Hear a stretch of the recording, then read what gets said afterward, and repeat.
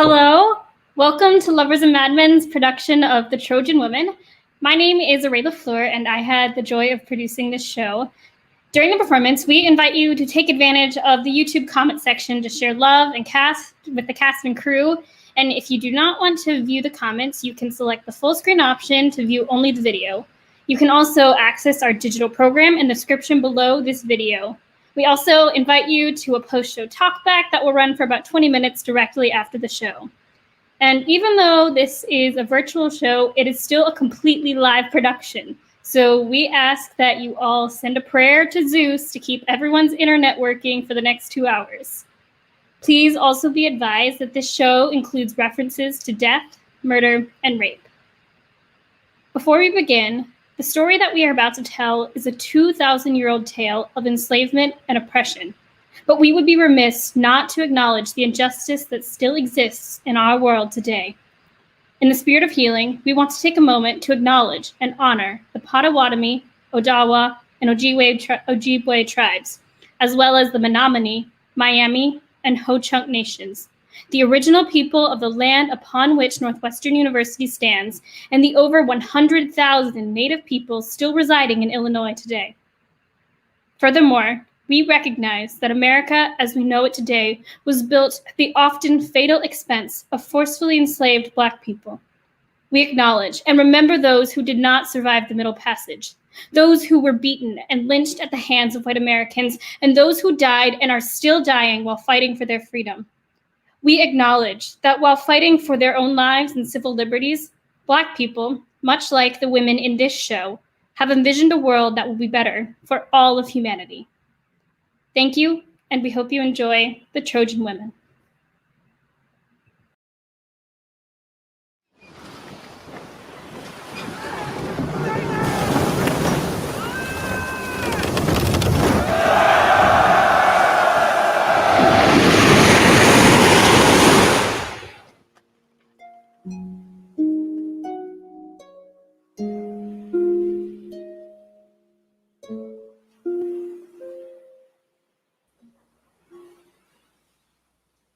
I am Poseidon.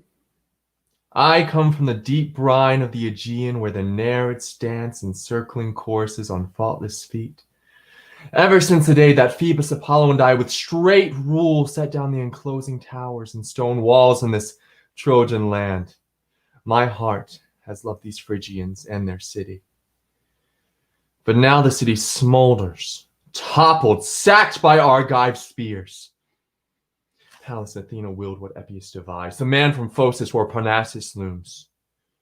A broad mare, big with weapons, heavy with death, which men of later times would call the wooden horse, whose belly hid these spears. The sacred groves are now deserted, and blood oozes from the temples of the gods. Priam lies cut down by the steps that rise to the altar of Zeus, protector of hearth. Pile on pile of gold and Trojan plunder are being dragged away to Greek ships. And now, after 10 long years, the Greeks are waiting for the right wind, a favoring wind, to take them from this land, bring them back to their wives and children, of seeing those longed for faces. Hera, the Argive goddess, and Athena joined forces to destroy the Trojans and defeat me too. So I'm deserting Troy, leaving this famous city and my altars here. For when desolation seizes a town, religion falters. The gods receive no honor. Cry echoes cry down Scamander's stream, the cry of women, now enslaved, soon to be given to different masters. Some to the Arcadians, some to the Thessalians, and then some to the sons of Theseus, the royalty of Athens. Here in this tent, the still unchosen women wait, the ones the generals chose for themselves. And among them is one rightly treated as a captive slave, the daughter of Tyndareus, Helen of Sparta. And then there's Hecuba, if anyone cares to see her. Unhappy woman, face down before the door, crying her many tears for many reasons. Her daughter Polyxena was killed at Achilles' tomb, mercilessly, though she doesn't know that yet. Priam, her husband, is dead. Her sons are dead, and Cassandra, her only remaining child, maddened by Apollo's touch and made untouchable, will soon be forced to sleep in Agamemnon's unholy bed. Doing this, he spurns Lord Apollo in all piety. O glorious city that flourished once within your stone walls and towers, farewell. If Zeus's daughter hadn't destroyed you, you'd still be standing firm on firm foundations. May I put aside the bad blood between us and speak now to my father's close relation, whose awesome power is honored among the gods? Of course. The ties of blood, Lady Athena, irresistibly charm the mind and heart. I thank you for your kindness. I want to raise a subject that concerns us both, my lord. Has a new directive been sent out by Zeus or one of the other gods? No, it's for Troy's sake, where we are standing now, that I would win your awesome power to my side. But has your hatred given way to pity now that the fire has burned the city down to ash? Let's keep to the subject. Will you advise me? Help me accomplish what I want to do? Of course I will, but tell me what it is you want and on whose behalf. The Greeks or the Trojans? I want to help the Trojans, whom I've hated, and hurt the Greek troops as they journey home. But why does your mind so much sway with the winds of chance, too much this way or that? In You've love? heard how they insulted me. My temples? Yes, when Ajax dragged Cassandra off by force. And the Greeks said nothing, did nothing. They And just yet, looked. you gave them the strength to conquer Troy. That's why, with your help, I would make them suffer. I'll gladly help. But tell me what it is you want. To make their homecoming a coming home to pain. Right here on land or on the open sea? At sea, while they are sailing home from Troy, Zeus will unleash an avalanche of rain and pummeling hail and gale storms black as night. He's promised to let me hurl his thunderbolt against the Greeks, to blast their ships to nothing. But as for you, your task is the Aegean Sea, to roil it up with towering waves and whirlpools till Euboea's deep bay churns with corpses, so that from now on Greeks will learn to revere my awesome power and honor all the gods. Consider it done. What you've asked me to do needs only doing, not long speeches. I'll rouse the Aegean waters so the shores of Mykonos, the jagged reefs of Delos, Skyros, Limnos, and the promontories of Caphareus are all clogged with countless bodies. Go to Olympus, and when you aim your father's thunderbolts, watch for the moment the Greek ships set sail. The man who sacks cities, who desecrates temples and graves, the holy places of the dead. Well, that man's a fool. For in all his pillaging, sooner or later, his own destruction comes.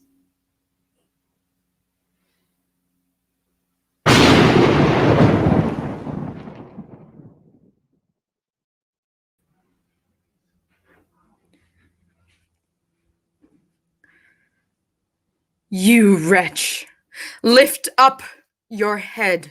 Lift it up off the ground. Look up.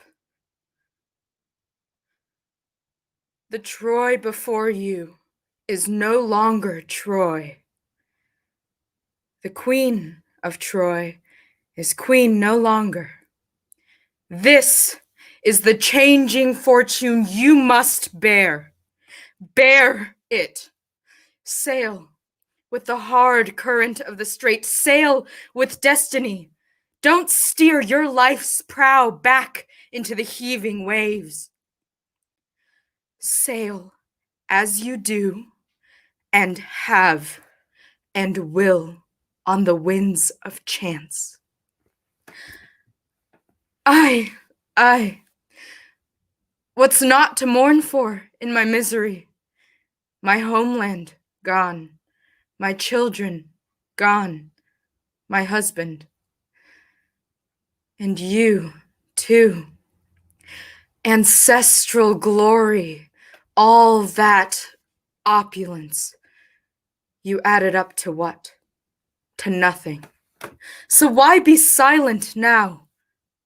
And yet, why not be silent? Why sing a dirge? What good can it do? Unlucky as I am, my limbs so beaten down that they can only lie here on this hard bed, crushed beneath the crushing weight of destiny. From head, from temple down to ribs, oh, how my body longs to rock on waves of grief.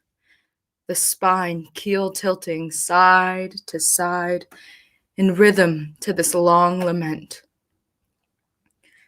These tears, the only music left for the wretched, singing the song of troubles no one dances to. And you prows of ships with quickened oars that skimmed the blue waves to holy Troy, out past the beautiful, calm harbors of Greece. And while the war song of your hateful flutes was sounding, and the melodious pipes were playing hatefully, you dropped your anchors with Egyptian cable off the Trojan shore, hunting the hateful wife of Menelaus, her brother Castor's blight, the shame of the Euripedes, she who killed Priam, father of 50 sons, who made me, wretched Hecuba, founder against the reef she is. Look where I've come to, where I sit, here by the tents of Agamemnon. Look how bereft of home I am. A slave, an old woman slave, my head shaved to the very bone. Troy burns, swallowed up in flame. You pitiable wives of bronze-speared Trojan warriors, you daughters wed to ruin, come. Let us keen for Troy, and like a mother bird for her fallen chicks, I'll cry the loudest. Though my song is not the song I led once, honoring the gods. My footsteps beating out the frank praise of the dance, while Priam, smiling, leaned on his scepter. Hecuba, why the shrill cries you cry? Where will your outburst take us? Even from inside the tent I heard you keening. Your pitiful wail sent fear cutting through us, right through the hearts of Trojan women mourning indoors their day of bondage. The oarsmen of the Greeks are stirring. See how they're moving to the ships. Is this their will? Has the time come to tear me from my ancestral home? I don't know. I only guess our ruin. Ah. You unlucky Trojans! Come out and hear the harsh toils you'll soon be caught in. The Greeks are getting ready to go home. Ah, wait. Don't let Cassandra out, crazed and delirious, for the Argives to mock, as if the pain I feel weren't sharp enough already. Ah, Troy. Unlucky, unhappy Troy. Your time is over now. And those who leave you are unhappy too. the living and the dead alike. Trembling in an icy sweat, I've rushed from Agamemnon's tent to hear you, my queen. The Argives, have they decided to kill me? Wretched creature that I am? Or are the sailors poised to seize the oars and set the ships in motion?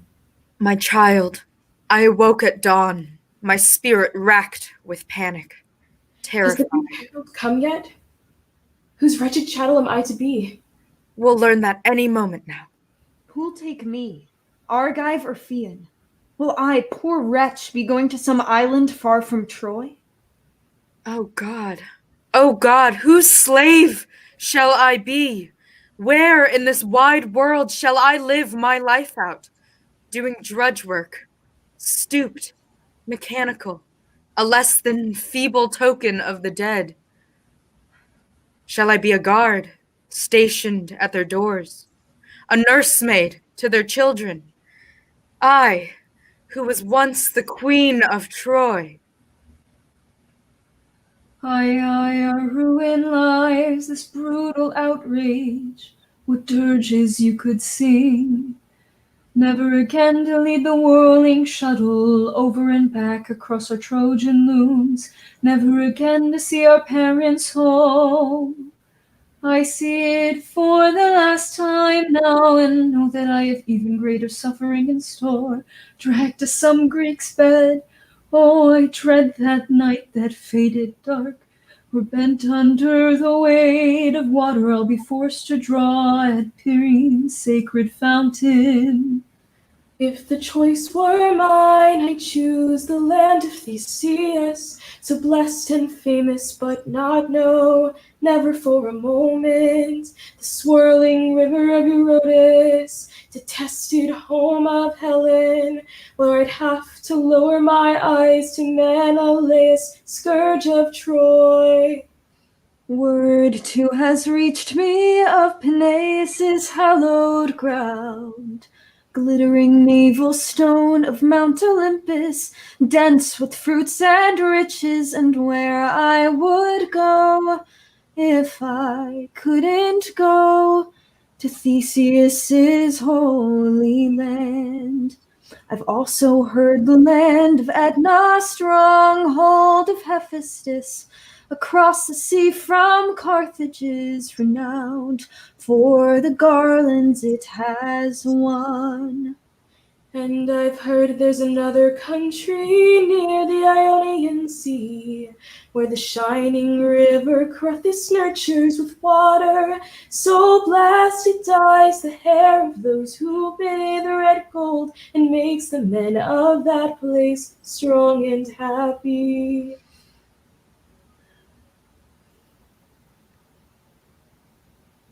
Look over there. Here comes a herald from the Greek army. What news is he bringing in such haste? What's left to say? We already know we're slaves to Greece.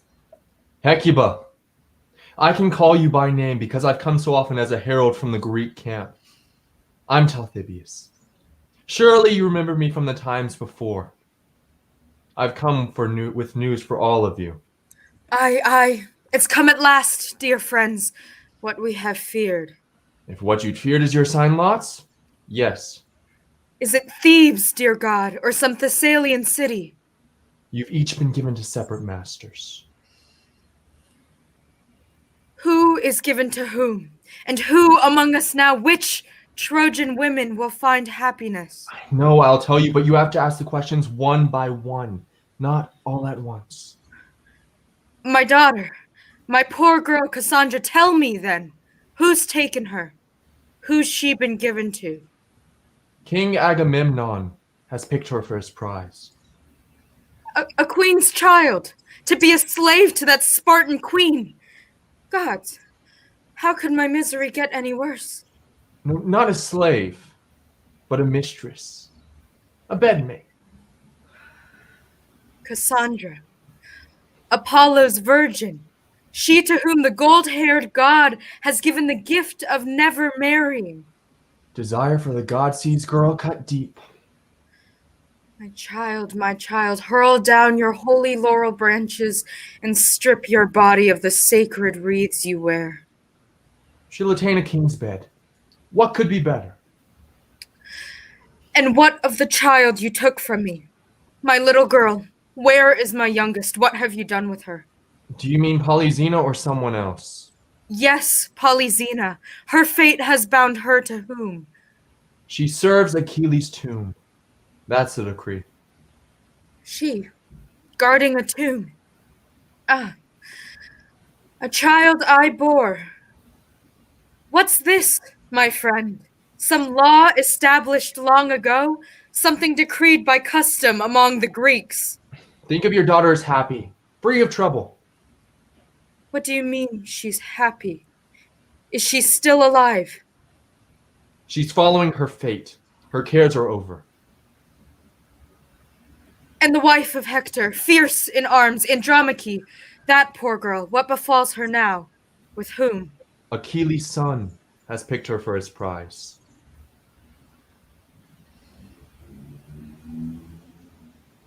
And what of my fate? Whom will I serve with my gnarled hand on the stick I cannot walk without? Odysseus, Lord of Ithaca. You'll be his slave. I not this! Tear the shorn head, rip cheeks with nails, wail, scream. My luck is to serve the foulest man alive. Backstabber, justice hater, hell-born snake whose slick tongue twists everything to nothing, twists love to hate and hate to love. Weep for me, Trojan women. Weep for this wretched fate. I am gone.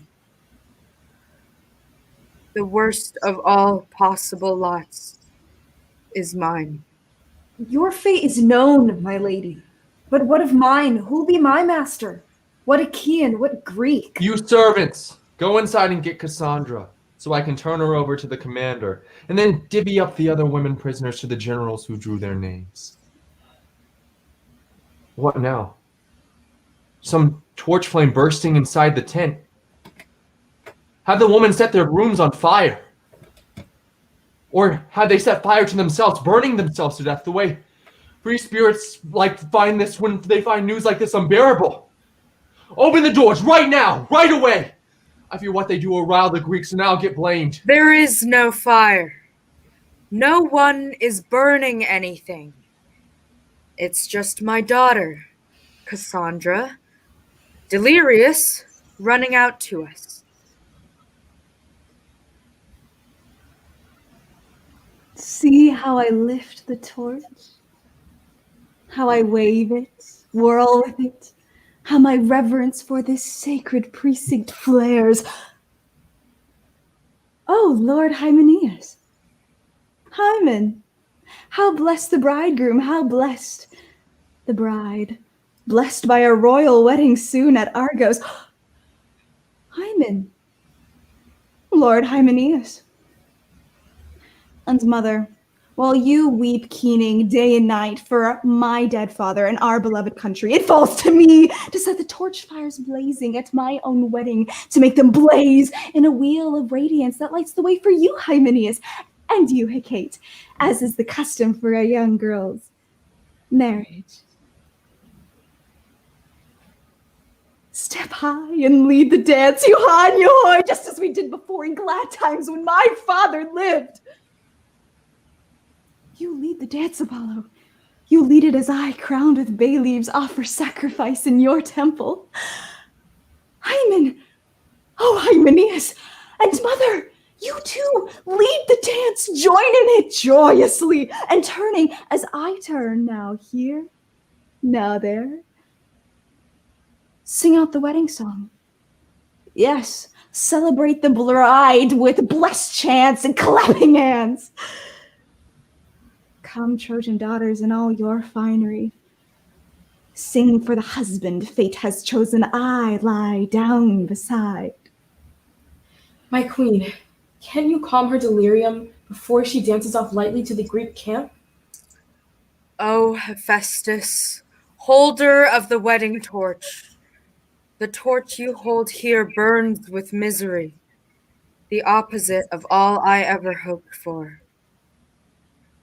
I never dreamed, my child, that you'd be married at spear point, forced into marriage by Greek arms. Hand me the torch. Child, hand it to me now. In your mad rush, you're carrying it wrong. It isn't straight. These new trials haven't shocked you into sanity, but left you as you were. Women of Troy, come, take away the torches, and let's replace her wedding songs with tears. Mother, enwreath my head, crown it with triumph, rejoice. I'm marrying a king.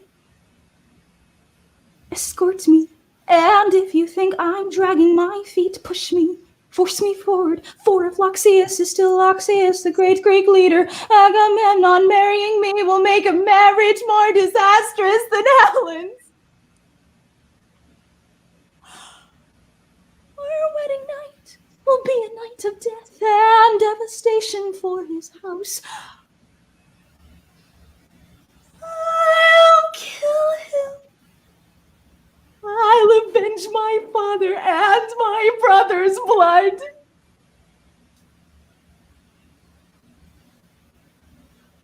But let that all go enough. Why should I sing about the blade that's soon to slash my throat and the throat of others, or how my marriage will set the plot in motion to butcher a mother and bring down the house of Atreus? I may be mad. God sees. But I will stand outside my madness enough to show you how much luckier our city's lot is than the Greeks. Consider for just one woman's sake, one fit of passion. The Greeks tracked Helen down and slaughtered thousands.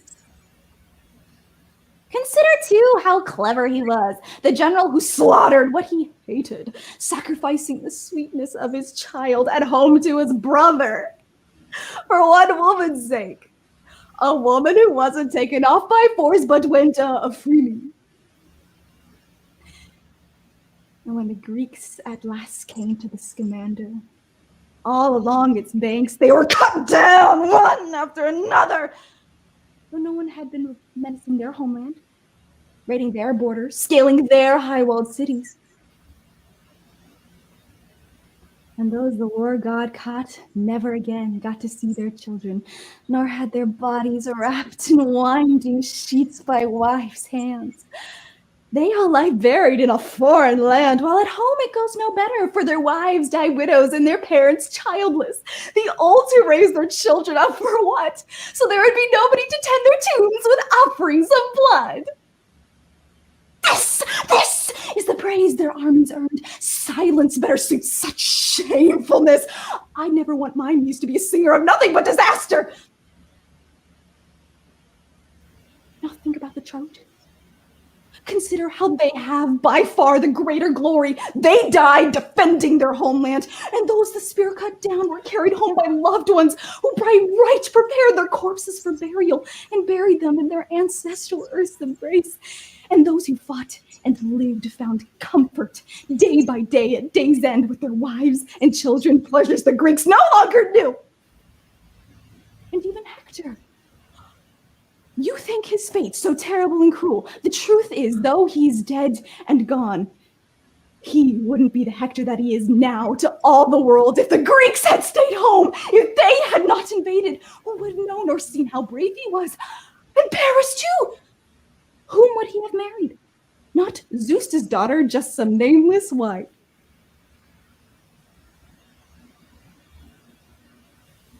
All sane men think a war of choice is madness for a city, but when war's forced upon you, to die a hero wreathes your city's reputation and glory, while to die a coward smears the city with shame.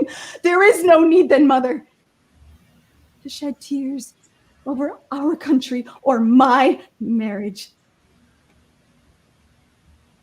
By marrying I'll kill the very ones I hate the most. You're giddy at your own calamities, brightly singing what your songs keep dark. If Apollo hadn't made you crazy, we'd punish you for hurling at our leaders such evil omens as they lead this country. But those called high and mighty are in the same as anyone. For the great Greek king, beloved son of Atreus, has yoked himself a passion for this lunatic, while I, poor man that I am, would not leave my sandals by her bed. Mad woman, I scatter your Greek rants and Trojan praises to the wind. Follow me to the ships, a perfect bedmate for our wise leader. And you, Hecuba, you go too when Laertes' son arrives. For everyone that visits Ilium says she's a good woman. His wife whose slave you'll be.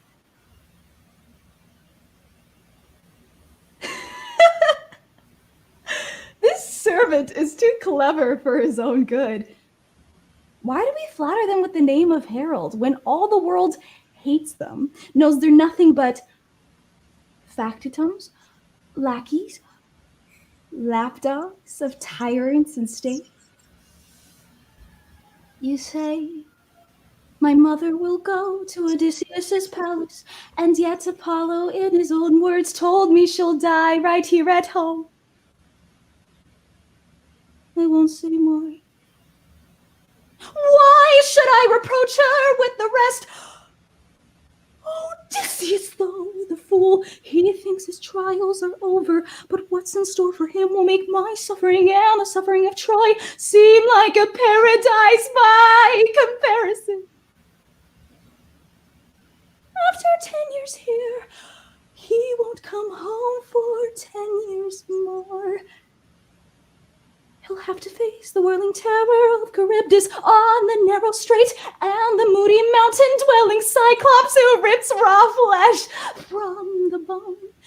And Circe, the Ligurian witch who turns men into pigs.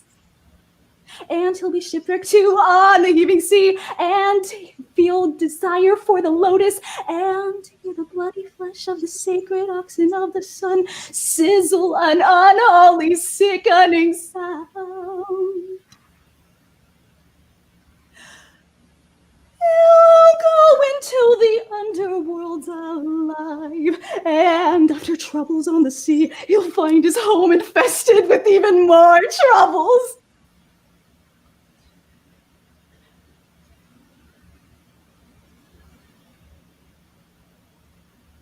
But what's the point of hurling prophecies of Odysseus' sorrows? It's time to marry my bridegroom in the house of death. Oh, you dishonorable man, they'll bury you dishonorably by night, you illustrious commander of the Greeks who brag of having brought Troy to its knees.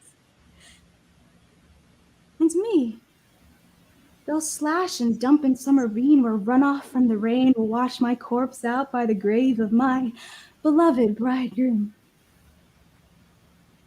And there I'll lie naked for wild beasts to feed on, me, the faithful servant of Apollo.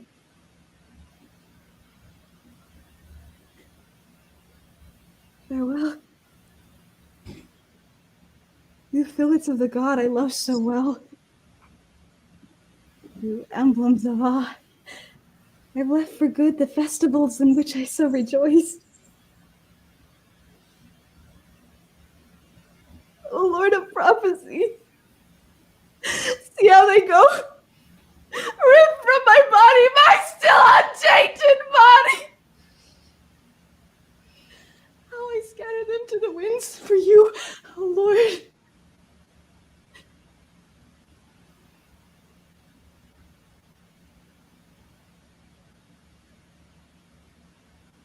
Where's the king's ship? Where can I get on board? We can't too soon find a wind to fill these sails, and when you take me from this land, you take with you a fury! One of three. Mother, goodbye. Oh no, don't cry. O my beloved country, and my brothers in the world below, soon you will welcome me among you when I have brought down the ruinous house of Atreus and sink triumphant to the sunken dead.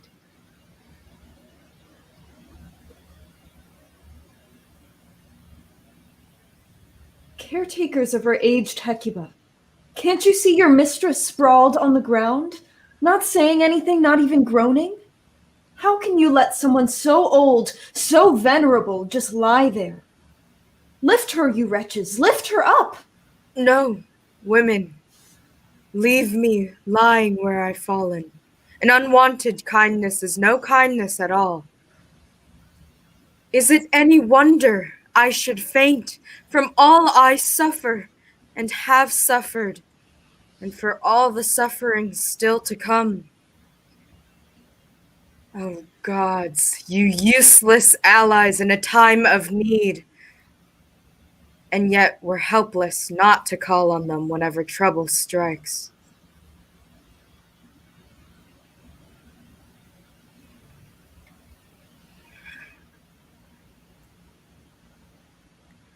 But let me sing of happier times one final time, so that my old good luck intensifies your pity for my bad luck now. I was a queen once, I married royalty, and I had royal sons, supreme among all the Phrygians. Sons such as no Trojan or Greek or any other foreign mother could ever brag of having. And I had to watch them son by son, brought down by the Greek spear. And for every one of them, I cut my hair in mourning at their tombs. I wept for their father Priam, not from hearing that he was butchered at the household altar. I saw with my own eyes. I saw firsthand the city overrun and torched. I saw the hands of strangers take my daughters. Daughters I reared for husbands we would choose, but I raised them only to be stolen from me. Daughters, the daughters I'll never see again, who'll never see their mother. I am no mother, but a slave, an old woman slave at that, and miserable capstone to all my misery, soon to be brought to Greece, where I'll be yoked to work no woman my age should have to do. What will I be? A servant at the door, keeper of the keys, I, the mother of Hector. What will I do? Bake bread, then lay my bent back on the ground, far from the soft sheets of my royal bed, my raw flesh dressed in rags, I, who once wore luxurious robes. Oh God, how miserable I am. Look at the misery I've suffered and will go on suffering. And why? Because of what? One woman's marriage.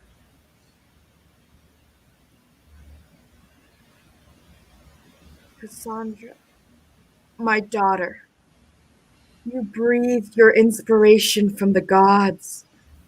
But now on what humiliating bed will you have lost your purity? And you, poor Polyxena, where are you?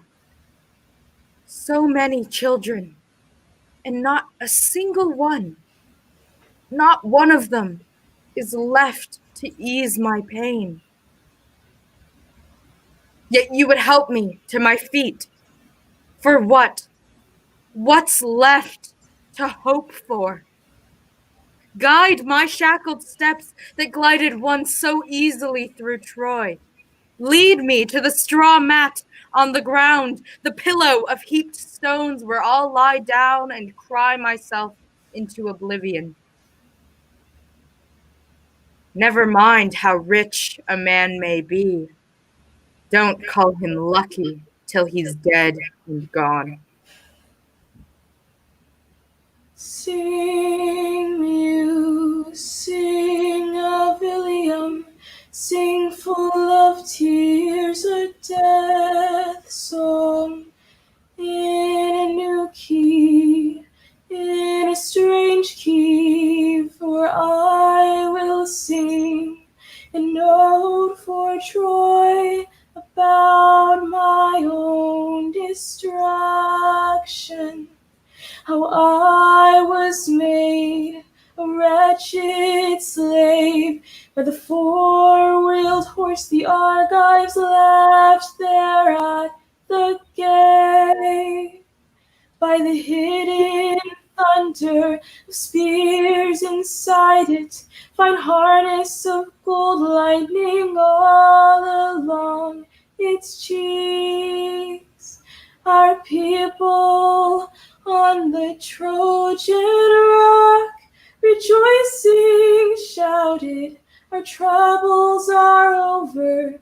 Go bring the idol inside the walls to honor our Trojan goddess, Zeus's daughter.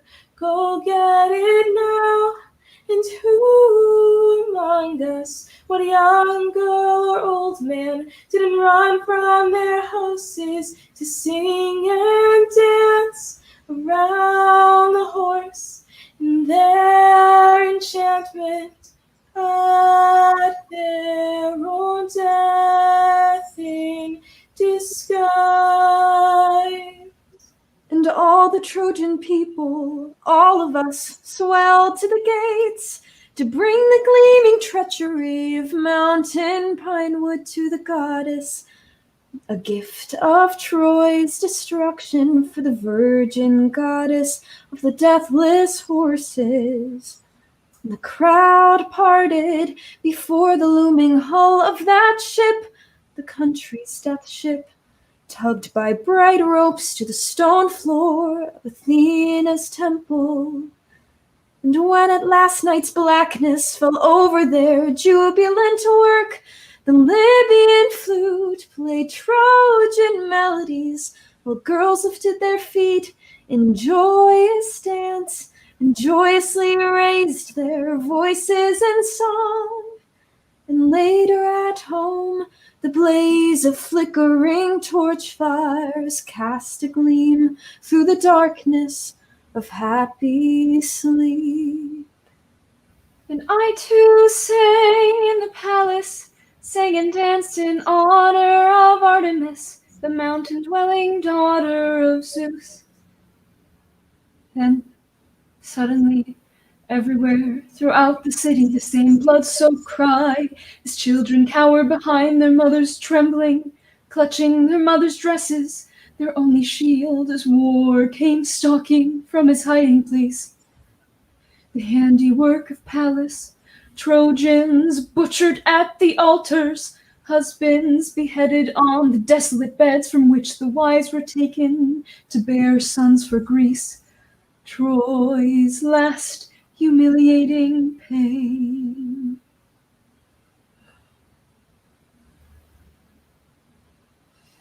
Hecuba, look over there. Do you see her? Andromache on an enemy cart. Astyanax, Hector's loved boy, held to her panting breast. Poor woman, where are they taking you? Jarred in the wagon by the bronze gear of Hector, and the spear-caught Trojan spoils that Achilles' son will hang in Phoea's temples, far from Troy. The Greeks, our masters, are taking me away. Oi moi, You cry my cry. I. For these afflictions. Oh, Zeus. For this hard fate. Oh, my children. Once. But now no more.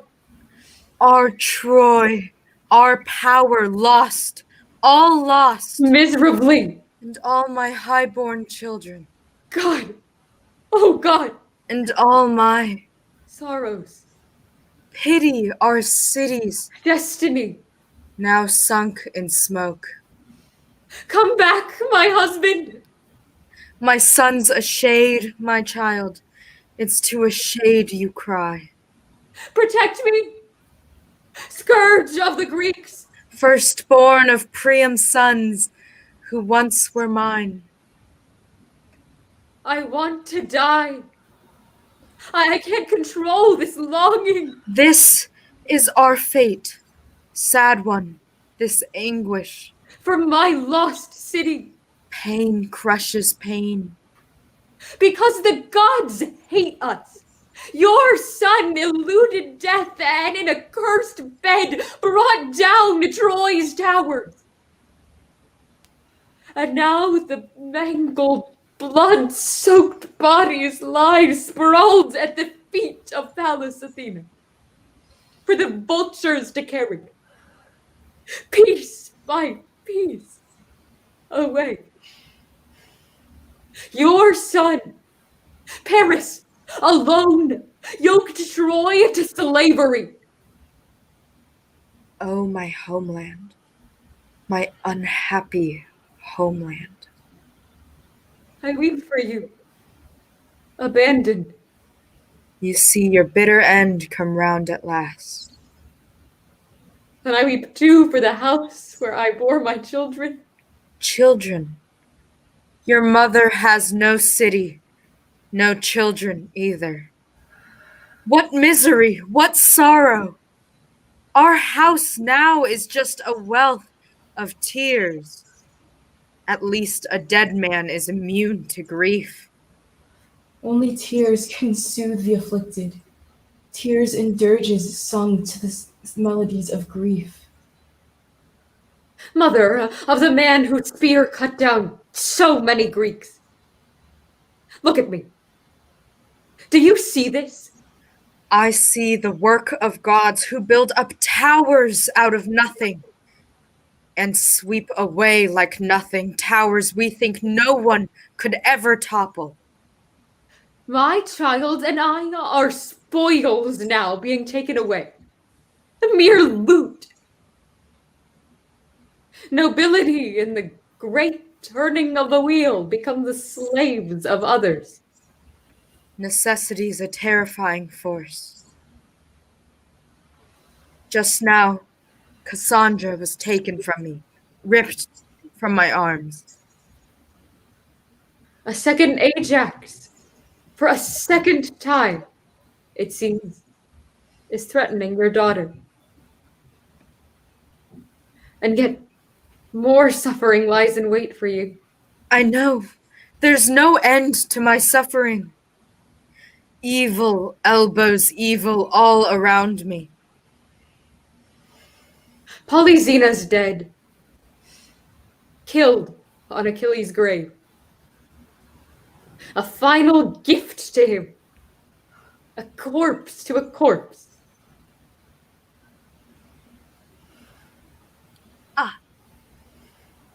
That pain cuts deeper.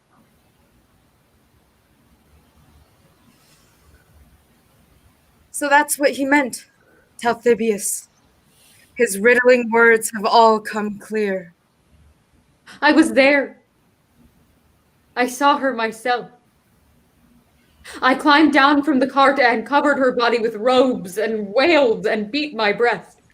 My child, oh, my poor child, to be sacrificed so brutally. Your throat slit at a dead man's tomb. What was. She's dead. But being dead, she's better off than I am. Still alive. No, child. You're wrong. They're not the same. Life means hope. Death is nothing at all. Mother, listen. Let me reason with you a little, at least enough to ease your mind. To me, there is no difference between death and never being born.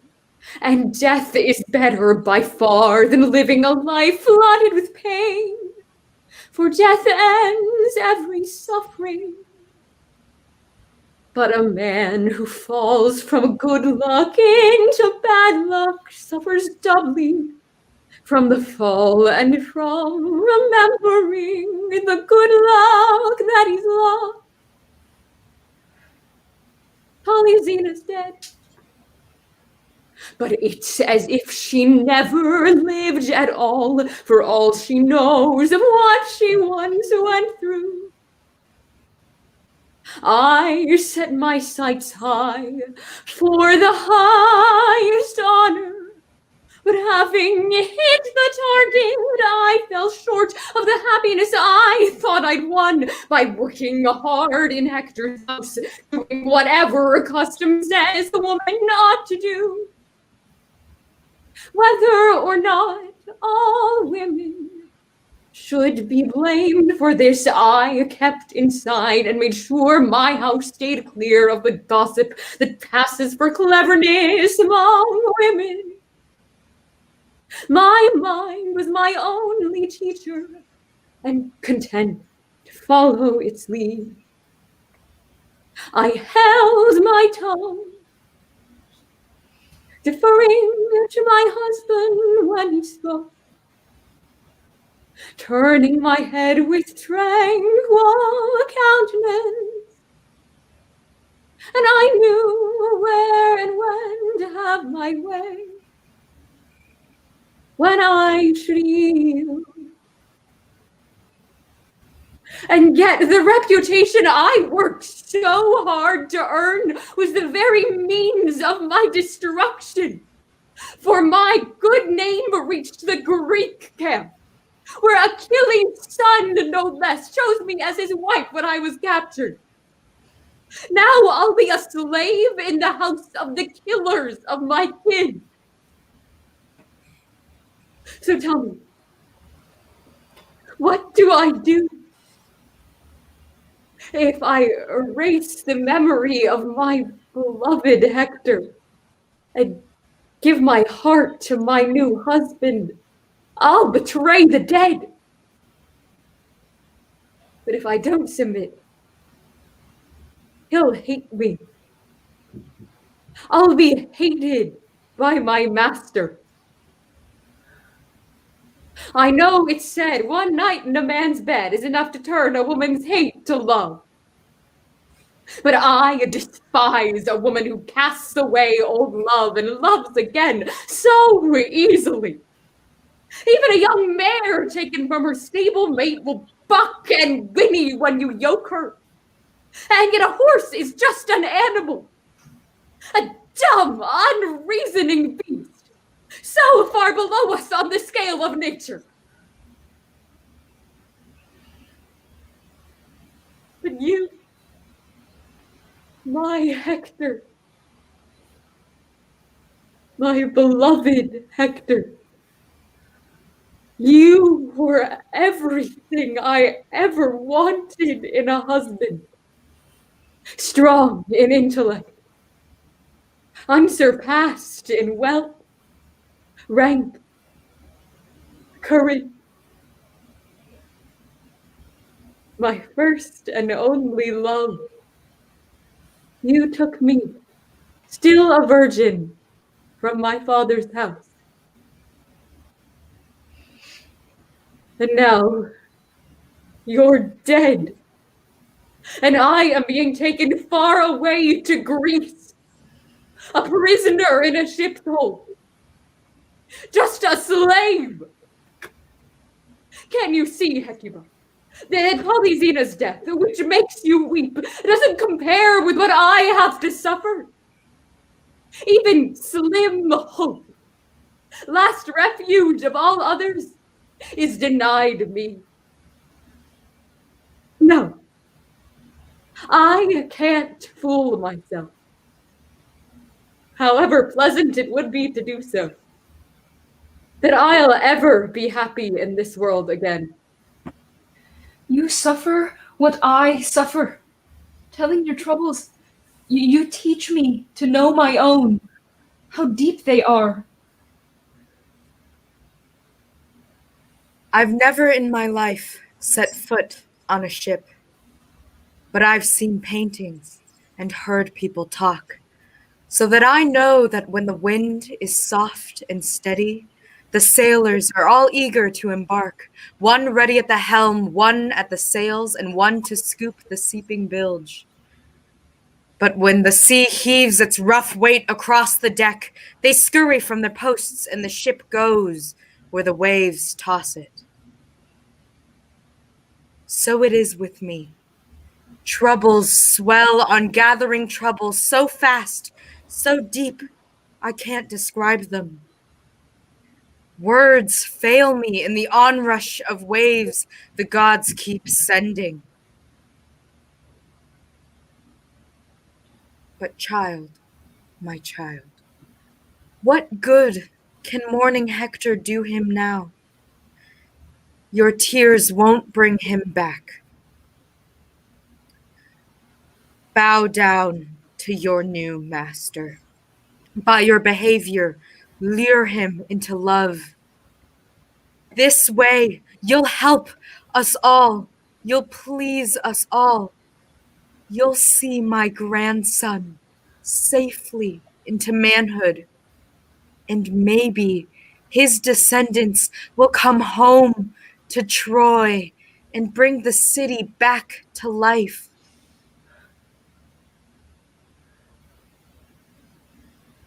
But now what? Do you see him coming toward us, the Greek lackey, to announce some new twist, yet another loathsome new directive? Wife of Hector, once the bravest man in Troy, do not hate me for what I have come to tell you. For against my will, I must announce the common will of the Greeks and of Pelops' noble grandsons. I'd rather tell you anything but this. What does this mean? You're hinting at something hateful. It has been decided that your son... How can I say this? Surely you're not. You can't mean we'll have different masters. No Greek will ever own him. I do not mean that. Will he be left here? Last of the Trojan race? No, but there is no easy way to tell you this. Thanks for your courtesy. Unless the news is awful. They are going to kill your son. Now you know. That's the sorry truth of it. You can't. This isn't... It's too cruel to be believed. Odysseus' proposal won in the Greek assembly. No one could bear this. Grief beyond grief. Not to let a hero's son survive. May his own son win treatment just as kind. He said your boy's to be flung from the Trojan walls. But don't resist. It'd be wiser not to. Let go of him now. Don't cling on to him, and don't fight this. Grieve nobly, befitting your nobility. And don't pretend you're strong. You have no power. Look at where you are, what you've become. Your city is ruined. Your husband is dead. You're beaten down, and we're capable of doing whatever we want with you, just one woman.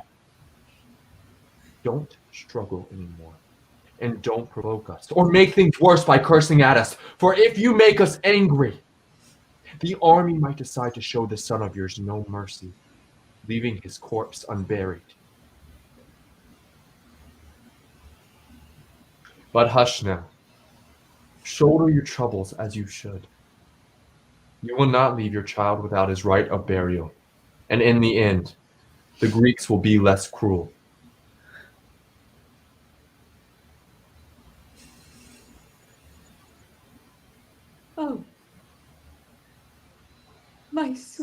child, too loved, too doted on. Now you will be killed by enemies, leaving your mother bereft. What ought to have been your haven, your father's high birth, only brings you death. His courage, your undoing. When I came to Hector's house, I never thought those vows, that marriage bed, would lead to misery. I thought that I had given birth to a king over all of fertile Asia's wealth. I never thought I bore you to be slaughtered by the Greeks. Is that why you cry too, child? Do you see what's soon to happen? What they're about to do? Why hold tight to me, clinging to my dress like a young bird burrowing for safety under my wing? No one can save you. Hector can't rise from his grave, his famous spear in hand, nor any of his kin, nor any strong-armed soldier from the Trojan ranks. No one will come to stop them or even pity you when they hurl you from that great height, and your thin neck shattered, snuffing your life out. Oh, my little one, so precious to your mother. Oh, the unbearable sweet scent of your skin.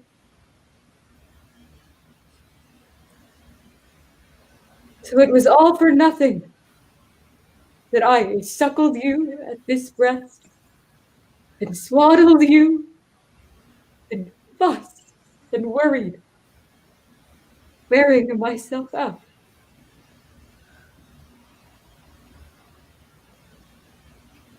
Now, kiss your mother one last time. Come, hug her who gave you life. One final time, your arms around my neck, your lips on mine. Oh, Greeks! Not even a barbarian could invent atrocities like this. Why kill this child? What has he done to you? Whom has he ever harmed? Helen, daughter of Tyndareus' house. Zeus was never your father. I'll tell you who your many fathers were. Vengeance, envy, murder, death, and all the pestilence the earth can breathe. Zeus never gave you birth. You plague to both barbarians and Greeks. Die! Die, you whose shining eyes brought such dark and ugly dying to the famous flames of Troy.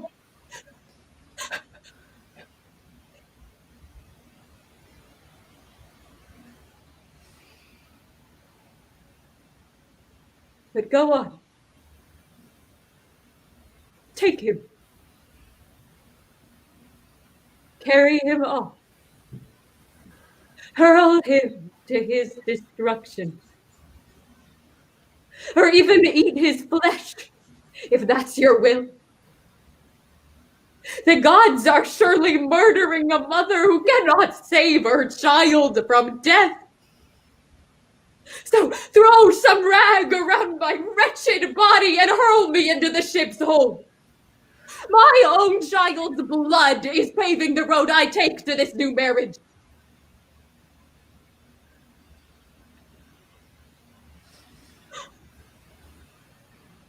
Unhappy Troy. No one could count the thousands upon thousands of your children who've been slaughtered for the sake of one woman and her evil marriage. Let's go, child. Come along now. Held no longer within your heartsick mother's loving arms, you must climb the highest rampart of this Trojan city, where it has been ordered you will meet your end. A man that bears an order cruel as this must be all ruthlessness, someone with a heart more shameless than mine. For as it is, my heart just isn't hard enough.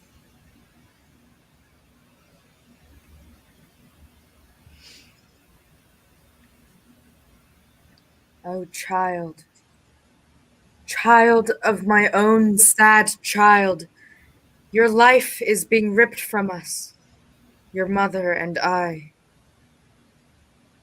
What now? What next? What can I do to help you from this harsh fate? I can beat my head and breast, that much I can do. I have that much power. Oh, child. Oh, city. What's left to suffer? How much further can we fall into complete destruction?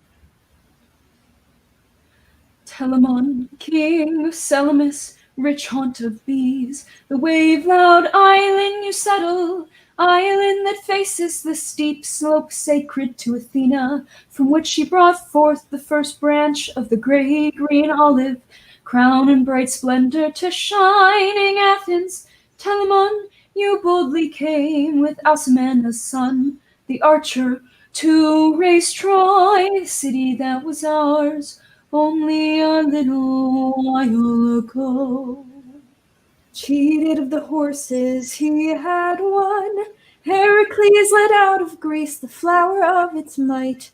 Sea oars easing where Simois flows, and after making fast the ship's stern cables, he brought forth his faultless bow, brought death to Laomedon. As the fiery red gale roared up and over the chiseled stonework of Apollo sweeping through Troy, twice into pummeling storms, the red spear leveled Dardanians all around the walls.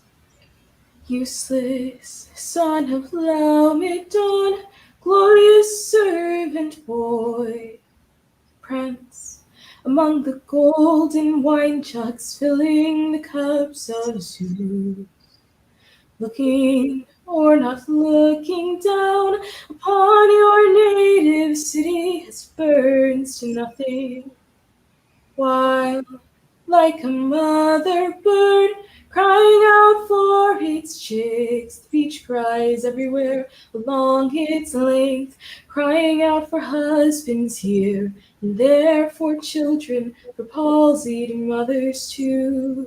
The beach cries, and it is all gone, your two bright bathing places, the tracks you ran on gone. And yet, sight the luminous throne of Zeus, your face is no less charming in its freshness, utterly serene. The Greek spear has effaced the land of Priam. In love, once so at home in the great halls of Dardanus, love deep-rooted in the sky-born minds, how high, how lofty you built up Troy once, marrying her to the gods. But what good does it do now, blaming Zeus for that? Dawn, friend to mortals, rising on white wings of light, looked on as the land burned, as Pergamon was razed, though she herself married a man from here, this country. The father of her children came from this country, a man who was lifted in the four-horse golden chariot to the stars, where we believed a shining meant eternal promise for our homeland. But the gods who loved Troy once love Troy no longer. How gloriously bright the sun is shining on this longed-for day, when I finally get to lay my 2 hands on that woman, my wife. And though I came here not, as most people think, for her alone or her primarily, but to exact revenge against the man, a guest I honored in my very home, who then betrayed me, stealing my wife away. Well, he's gotten his just deserts. I can tell you that.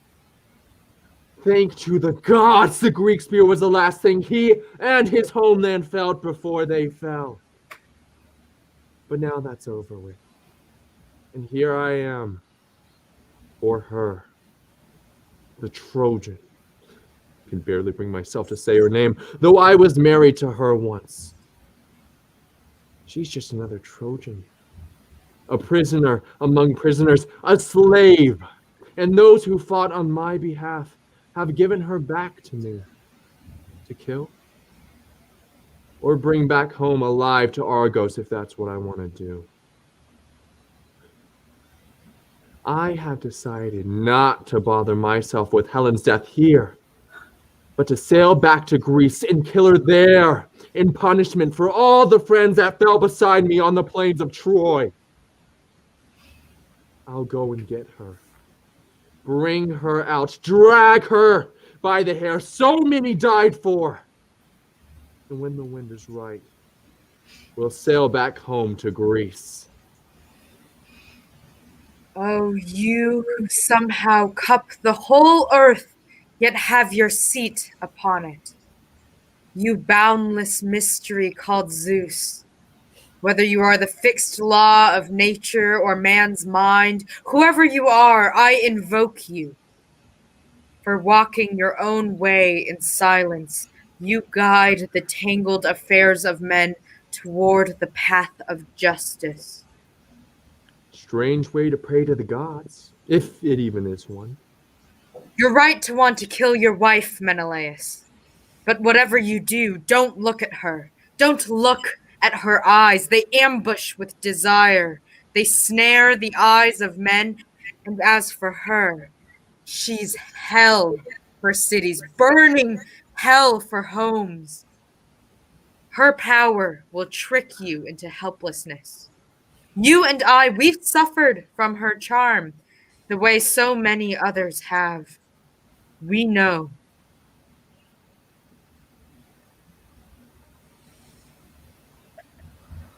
Menelaus, how could you treat me like this just when we're reunited?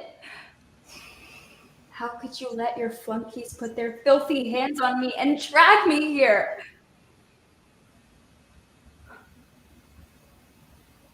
You must really hate me. Yet all the same, I want to ask you something. Have the Greeks decided if I'll live or die? No, not precisely. But the army did give you to me, expecting I would kill you, since I am the one you betrayed. May I respond to that? May I try to show you that it would be unjust if you did kill me? I came here to see you die, not hear you speak. Let her speak, Menelaus. She shouldn't die without a hearing. But let me be the one to cross-examine her. I know better than you how she has made Troy suffer. A free debate will kill her. She'll have no escape. This will take time.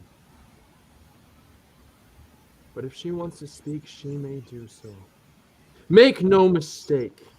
I'm doing this because of you, on your behalf, not for her. You hate me so much that maybe you won't listen to anything I say, no matter how well I say it. Nevertheless, I know exactly what you would accuse me of if you did speak, and I have arguments to make in my defense. First, Paris was the cause of all our trouble. This woman here gave birth to Paris, so she's the mother of the cause of all our trouble. Secondly, her husband, the old king, led to Troy's downfall and mine by letting him live, the infant Alexander, as he was called then, the murderous firebrand Hecuba dreamed of. Think about what happened after that. Paris judged a contest of 3 goddesses. Pallas Athena offered him glory in battle, leading the Trojan army to victory over Greece. Hera promised he'd rule over Asia and all of Europe if the contest went her way. And, struck with wonder at my incomparable appearance, Aphrodite promised me to him if he would say she far surpassed the other goddesses in beauty. Consider what followed from that. Aphrodite won. I married Paris, and Greece reaped the benefit. No barbarians have taken you in thrall, either through warfare or the tyrant's lash. And yet what's given Greece such great good luck has only meant bad luck for me.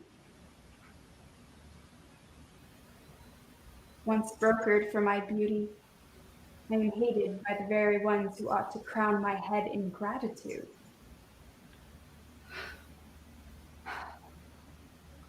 I know you'll say I haven't yet addressed the major charge against me, my alleged elopement. I did escape in secret from your house, I admit that. But listen, when Paris or Alexander or Hecuba's vengeful bane, whatever you want to call him, when he came here, Aphrodite, no, meager goddess, was right there by his side. And this was the man you left me alone with, you fool, in your own house while you sailed off to Crete. But I must ask myself, not you, about what happened next. What was I thinking when I followed him, that stranger, from my home, betraying home and country? Blame the goddess for this, not me. Go punish her if you think you're mightier than Zeus, who lords it over all the other gods, but is himself a slave to her. No. I should be forgiven. Oh, I can just see what you're thinking now, the empty argument you'll bring against me. Once Paris was dead and buried, and the god-made marriage was dissolved, why didn't I leave my house and return to the Argive ships? In fact, I did! I kept trying to leave. The tower guards will tell you, for they saw me. And the watchmen from the walls, they saw me too, and often caught me as I tried to let myself down from the battlements by rope. How then, your husband, would it be just to kill me?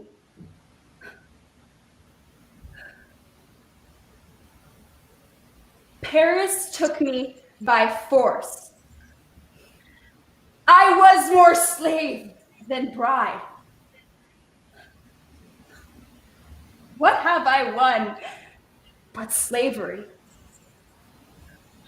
This was all the gods' fault. Your desire to overrule them is dangerously stupid. My queen, protect your children and your homeland from the insidious bewitchment of her words. It's terrible how well the guilty one can speak. First, I'll defend the goddesses against this woman's libellous attack. Would Hera or the virgin goddess Pallas Athena ever be so incredibly foolish as to either sell out Argos to the barbarians or let Athenians become the slaves of Troy? I don't believe it for a second. I don't believe the goddesses would come to Ida for games, much less for a silly Miss Olympus competition. Why would Hera even be concerned with being beautiful? So she can snare a husband better than Zeus? Is Athena now on the lookout for a spouse, despite her having asked her father once to let her stay a virgin because she hated marriage? Don't gloss over your own bad actions by making the gods out to be fools. You won't persuade anyone with any common sense. You claim that Aphrodite accompanied my son to Menelaus' house, which is such a laughable idea since she's a god and could have stayed right where she was in heaven and still transported you and all of Amyclae as well to Troy if she desired. Let's face it, my son was the handsomest of men. You saw him and instantly your mind itself turned into Aphrodite, who, after all, is just the name we give to lust run wild. It is no coincidence that witless rhymes with Cyprus. Yes, you saw my son dressed up in Trojan splendor, his gold all glittering, and you fell hard for him. He made you crazy. He made you chafe against your austere life in Argos and dream of getting free of Sparta so the flash flood of your opulent appetites could level the rich city of Troy. Menelaus' palace was too small. It cramped your riotous desires. Well then, you say that my son dragged you off by force. If that is so, what Spartan woman saw you? Did you cry out? Your young twin brothers, Castor and Pollux, weren't they still at home, not yet ascended to the stars? Why didn't they help you? And don't forget how you behaved in Troy. When the Greeks tracked you down and the bloody war had started, your heart turned with the tide of battle. When the Greeks got the upper hand, you taunt my son by praising Menelaus, saying what a glorious warrior he was, what a superior lover. But when the Trojans did well, it was as if you didn't know who Menelaus was. In other words, you had no loyalty to anyone, but followed fortune, drifting where it went. You claim that you attempted to escape, that you would secretly shinny down the walls by rope, and that we kept you here against your will. So why did no one ever find you with a noose around your neck, or sharpening a sword that you could fall on? The kind of deed a noble woman, heartsick for her absent husband, would surely have done. The fact is, time and time again, I told you, leave us, my daughter. There are other girls my sons can marry. I'll help you sneak away. I'll take you secretly to the Achaean ships.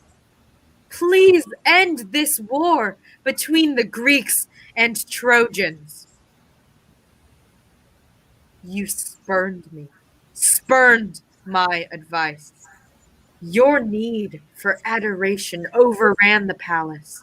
We, to your eyes, all barbarians, couldn't bow down enough before you. That's all you wanted. And after all of this, you have the nerve. You monster. You brazen witch, to come out here tricked in all your finery to breathe the same air your husband breathes. It would have been more fitting had you appeared in filthy rags, your head shaved, trembling, humbled by fear. Given your many crimes, you should be drowned in shame, not basking in arrogance.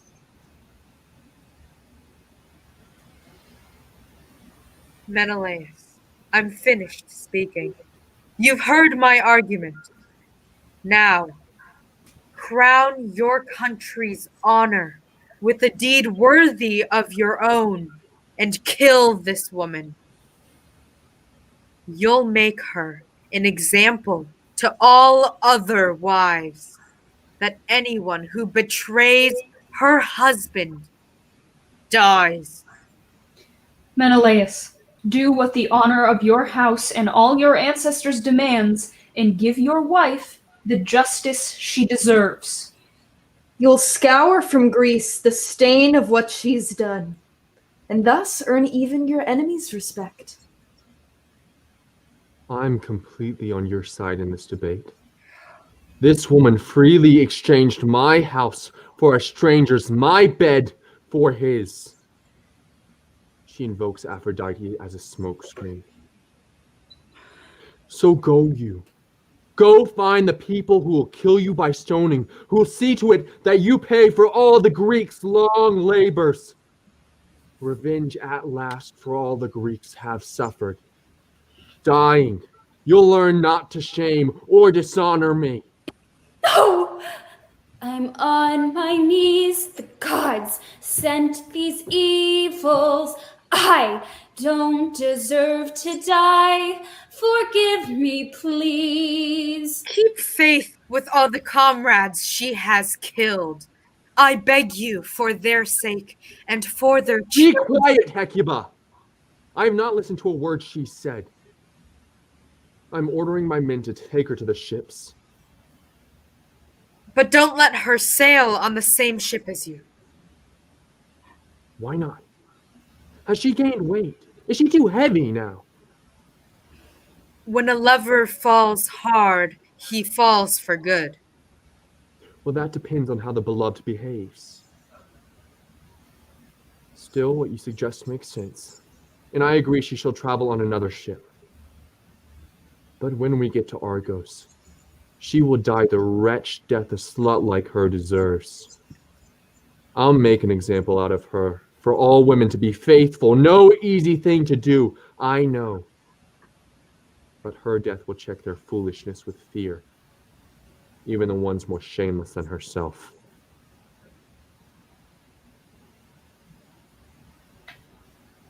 So, Zeus, so this was your desire, to betray us all to the Achaeans, to betray your Trojan temple, gods with incense and myrrh and sweet clouds, rising to the heavens, to betray a sacred Pergamon.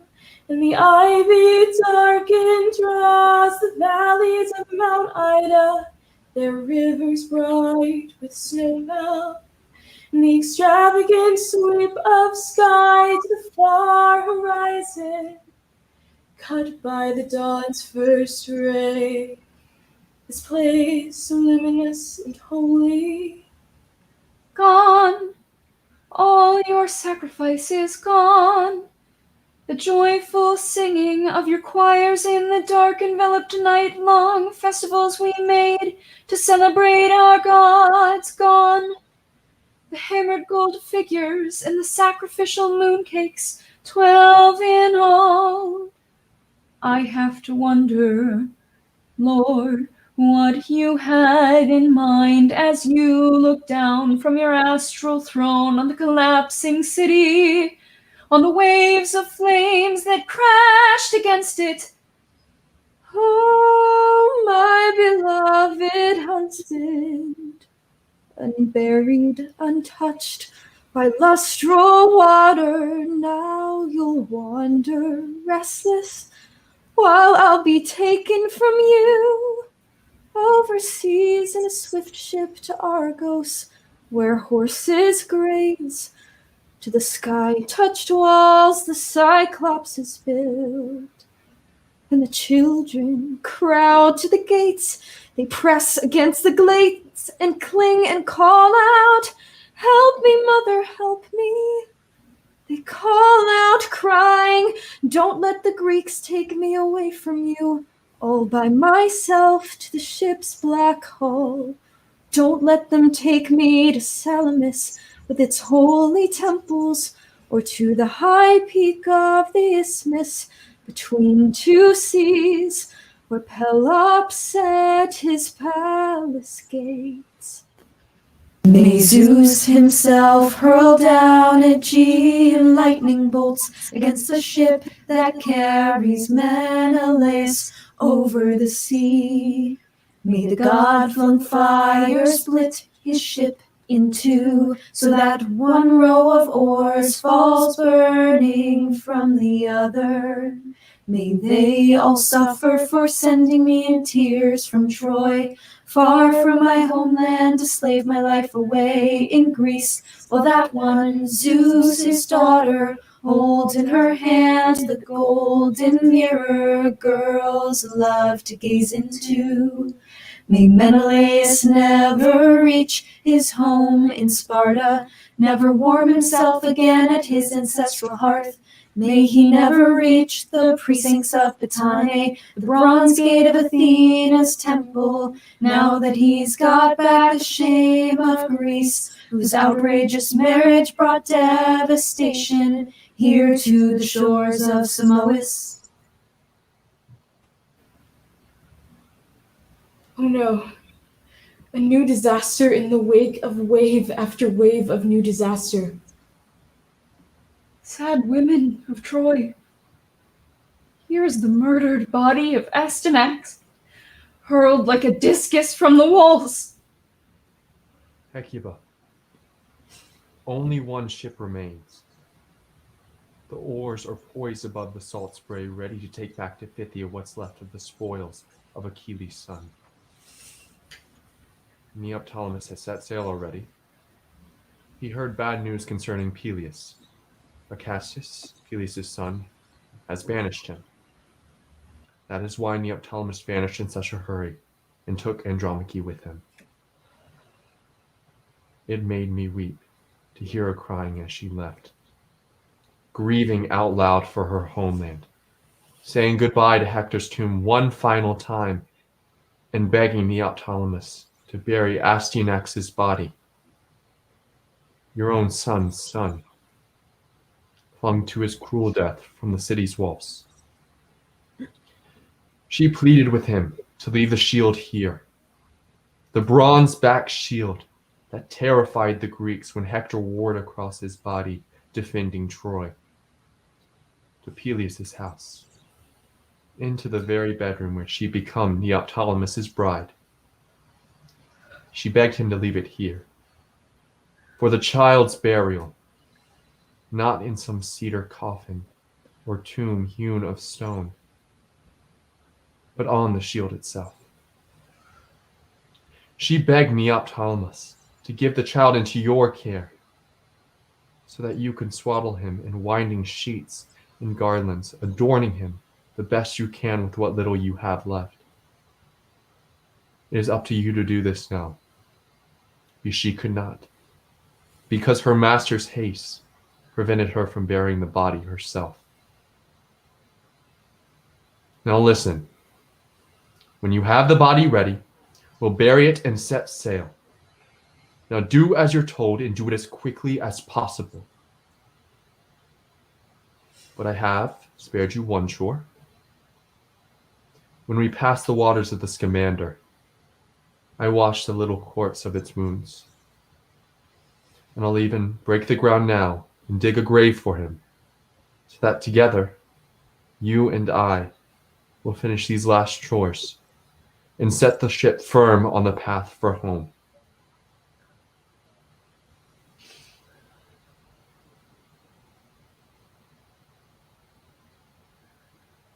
Set down Hector's round shield on the ground. Oh, how I suffer at the hateful sight of it. You Greeks, your weaponry holds more strength than wisdom. Why kill this child?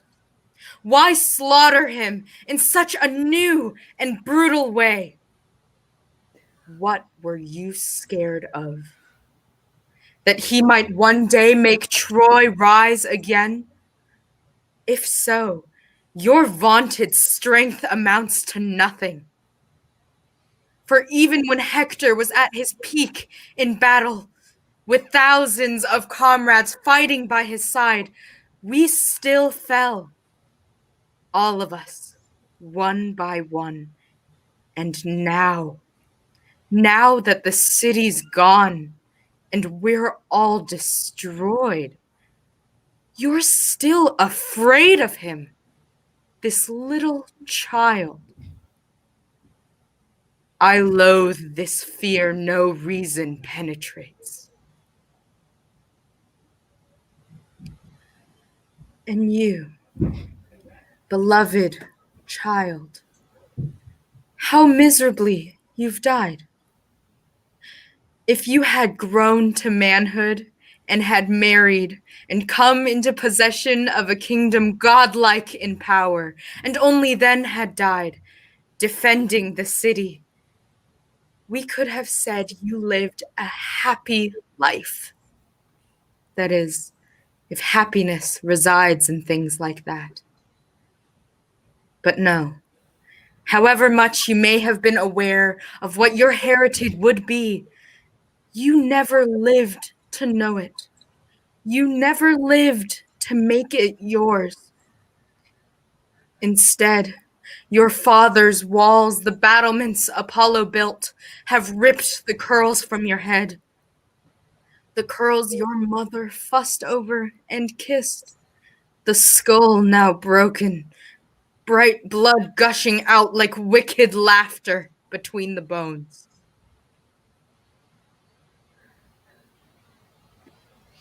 I won't conceal or soften the brutality of this.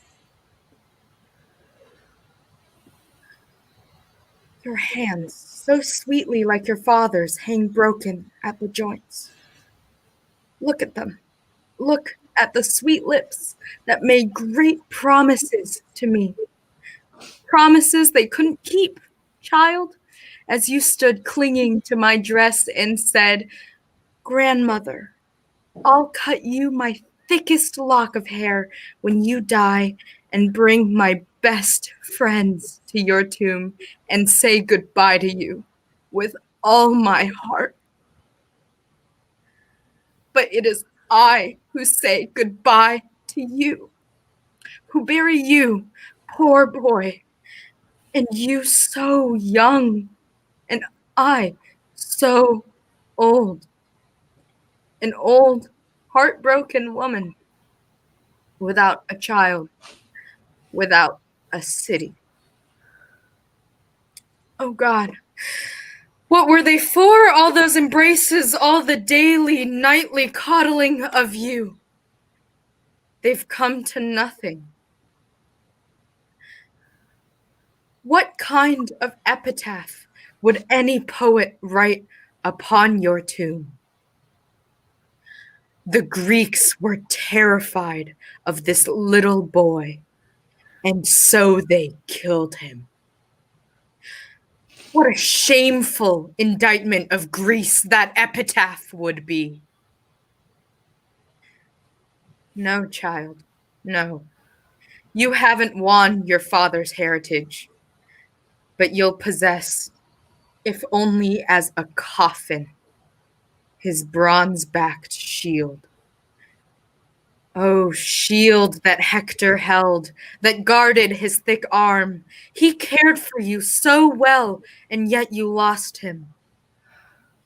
And all that's left is the sweet indentation of his body on your sling, the sweat stain on your well-worked rim, the sweat which in the heat of battle dripped from Hector's face, his chin pressed hard against you.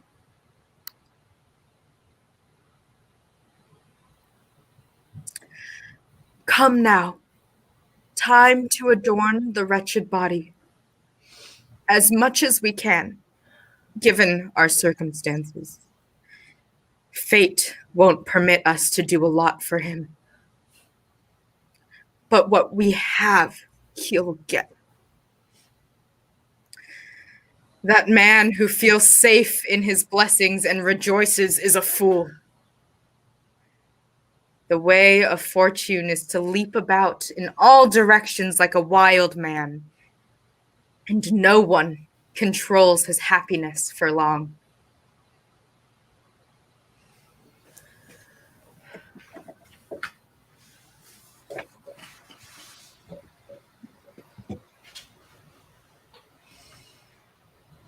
Here are your women, who bring from the Trojan spoils what little remains to adorn the body with. My child, I lay upon you what precious things we still have left from had once been yours, adorning you with them, but not in joy, no, not for any victory you might have won over your peers with horse or bow, contests we honor to sate the need for strife. No, this is all that Helen left us, all she didn't steal, God-hated as she is, who robbed us blind and then destroyed your life and sent our whole house, all of it, down to ruin. Ah, how you break my heart. How you break my heart so deeply. You who were once a great prince in my city. The dazzling splendor of these Phrygian robes that I lay upon you now should have adorned you at your marriage to some great Trojan princess. Oh, dearest shield of Hector, you who were supreme in victory, mother of conquests too many to count. Cradle this little crown I place upon you. You no more alive than he is, yet deathless in your way. More honorable by far than any weapon of Odysseus, that cunning liar. Aye, aye, aye, aye, the earth has opened for you, child, our unbearable grief. Cry out, dear mother. Aye, aye, A dirge for the dead. oh God. Oh God, for the suffering that will not be forgotten. I can cover your wounds with bandages. A doctor come too late, his skills now useless. Your father will care for you among the dead.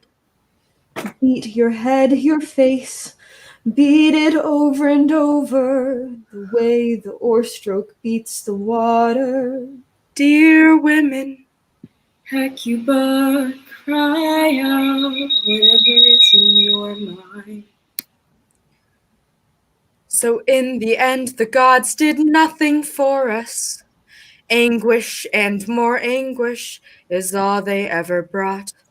And above all, hatred for my city. And all our sacrifices counted for nothing.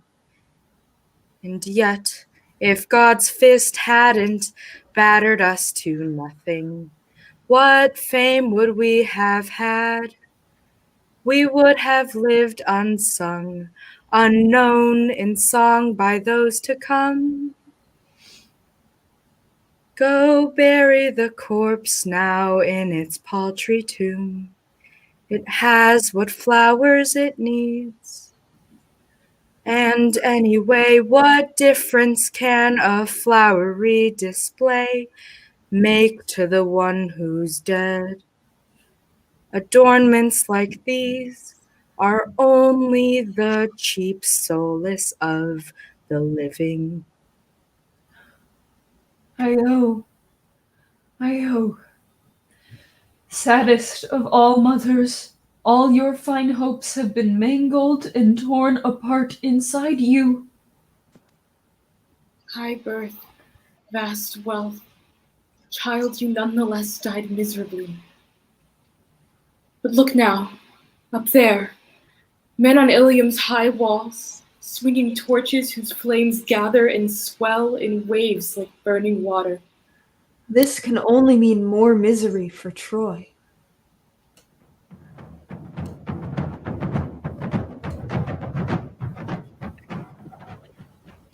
I call out to the captains who have been ordered to set fire to Priam's city.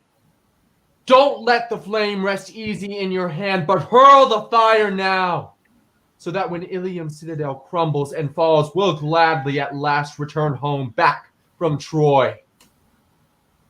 And you daughters of the Trojans, I want my single order to do the work of two. So when the captains sound the echoing trumpet blare, move towards the ships that wait to take you from this land.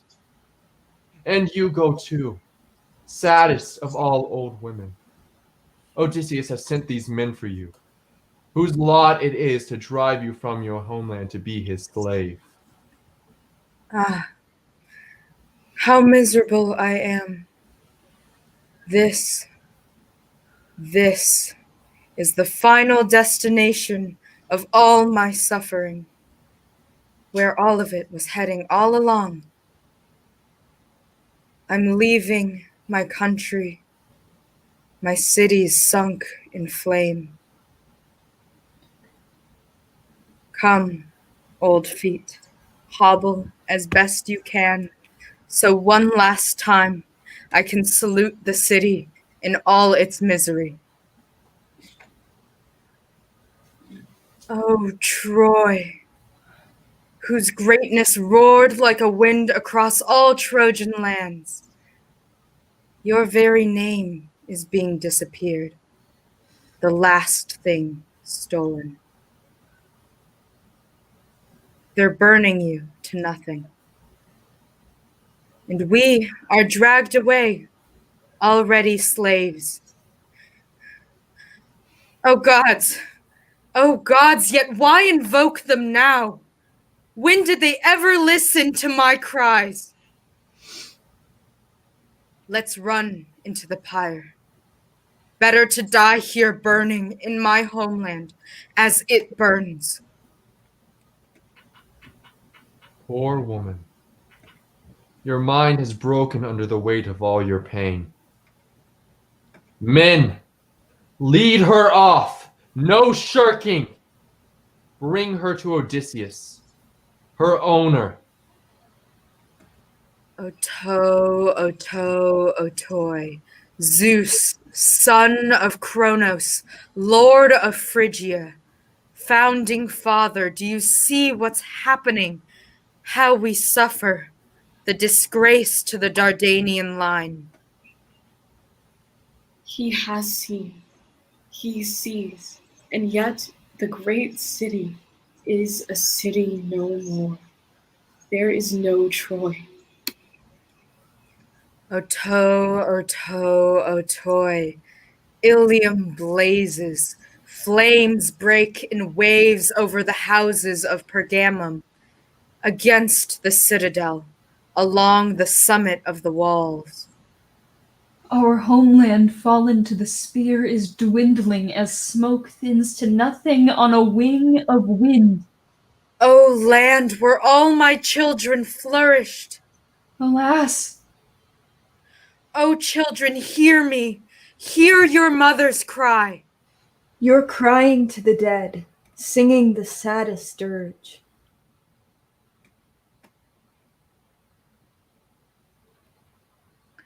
My old body sinks to the ground, and I beat the earth with both hands. I follow you and kneel to earth, calling my poor husband in the world beneath. We're led away, dragged. Pain cries through you, only pain.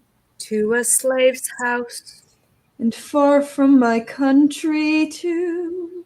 Oh, Priam, unburied, lonely in death. You can't know how they're destroying me. Black death, holy amid unholy butchery has closed his eyes. Oh, temples of the gods, beloved city. Black. The murdering flame and the spear strength own you now. You'll fall to the cherished earth straight into namelessness. And black wings of ash and smoke now open wide to hide the city from my sight. The very name of the land will be lost soon. All we've known is vanishing. Troy is no longer Troy. Did you hear that? Did you feel it? Yes, the tower is crashing. The earth split open To swallow up the city. Io, Io, time to go. You trembling, unsteady limbs. Go forward now into the day of slavery. Grieve for the saddest of all cities. But as you grieve, keep moving to the Aegean ships.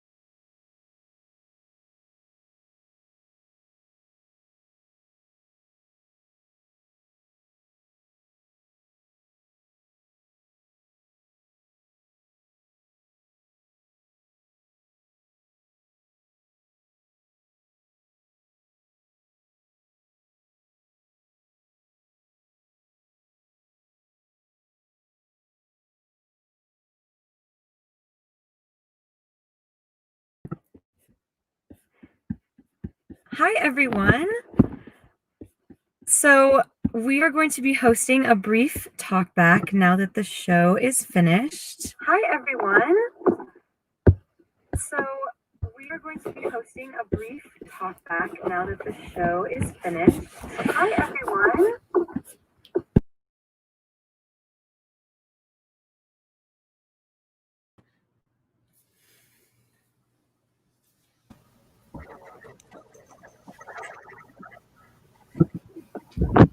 Hi, you guys. I apologize for my strange location. I had a Wi-Fi issue come up pretty much like during the show, so I have driven into town and I'm speaking to you live from my car where I have service because I just really was excited to talk to you all about the show. So first of all, thank you all so much for this incredible production. I just loved it so much both nights. I know how much hard work you guys have put into this, and it was absolutely incredible. I just want to send a shout out to the rest of our team as well, who's not on the call right now. You guys all did incredible work. Thank you so much. And a big thank you to everybody in our audience who came and watched. It was, I'm sure, as you realized, a wonderful show. So much hard work went into it, and we were so excited to be able to share it with you. So basically how this is going to work is I am going to ask Palace, our wonderful director, and our cast some questions about the show, about the process. And if anyone in the audience has questions for us that they'd like to throw in the chat, that would be wonderful. I'm very happy to read people's questions aloud. And if you also have any thoughts about a particular moment in the show that stuck out to you, something that surprised you, something that you just really want to share with everybody and with us, we would love to know what this show communicated to you and how you felt about it. So please feel free to talk to us in the chat. And in the meantime, Palace, I would love to start off with a question for you. First and foremost, I would just love to know what drew you to this show in particular. Totally. So when I petitioned to direct this slot, L&M told me two things. They were super excited about doing an actual classic as opposed to an adaptation. And they were super excited about doing a play that centered women. And so we read through a lot of different scripts, but the one that I really got attached to was the Trojan Women. I am a big fan of ancient Greek drama, of Greek mythology. I was a Latin kid in high school, a big classics person. And I just really loved while going through something as disastrous as this pandemic, the idea of having a tragedy that confronts like something that totally changes the way of life for people and that centers how women's lives are affected by that in particular was really fascinating to me. And Aurelia, who was our wonderful producer, loved it, and L&M loved it, and now here we are. Amazing. Thank you so much. I would also love to know from you, and then also from anyone in the audience who would like to share, any of our cast members who would like to share about which women in this show really resonated with you in particular. If there's any specific women that really touched you. Yeah, I think they all resonate with me in different ways, but the one that is, I think, the least obvious but does resonate a lot is Andromache. Talks a lot about doing the right thing and still losing, about following all the rules and still having to undergo all this tragedy. And I think in tragic situations in general, that's really true, but also like women trying to achieve anything, you can follow all the rules and do everything by the book and still not get it. And I think that message just really deeply spoke to me in a way that I was like, oh, I can relate to this woman whose child is about to be killed. When we have like nothing else in common, we still have this like shared experience of women being told like exactly what to do and doing that and not succeeding still.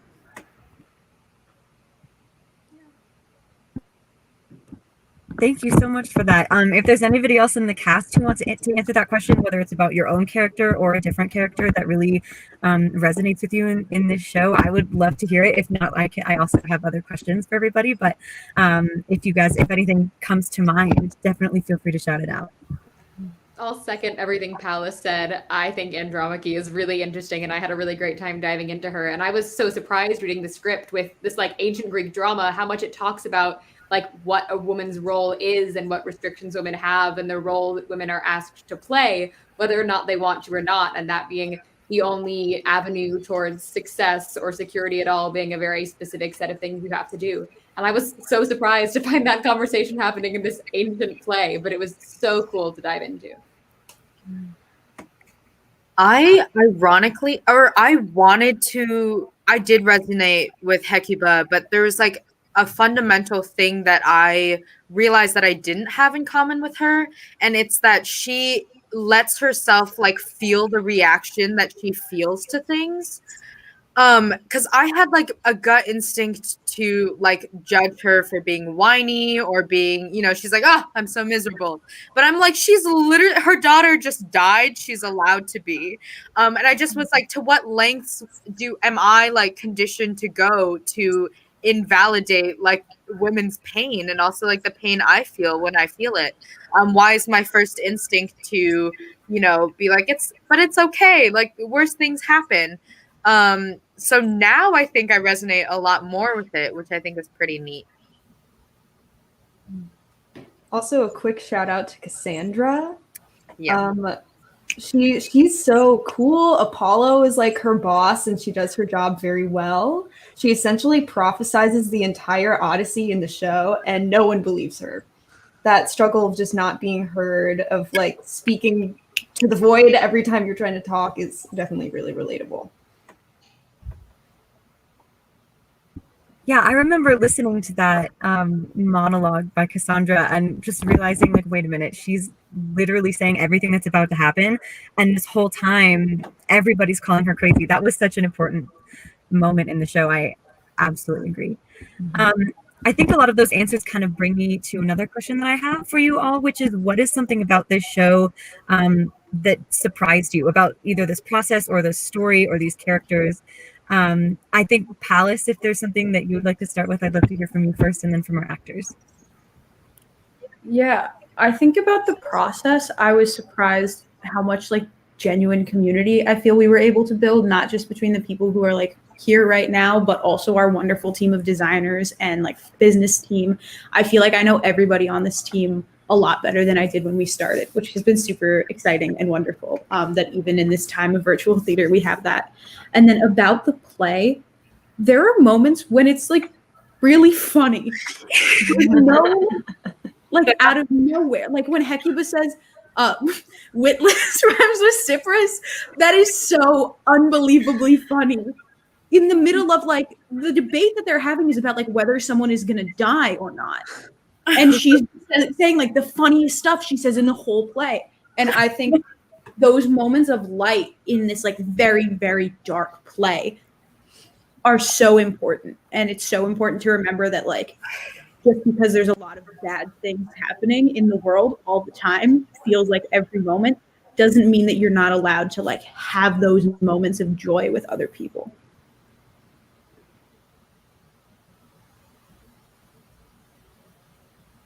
I was really impressed with our designers throughout the whole process. When we got our designer pitch, it was absolutely incredible.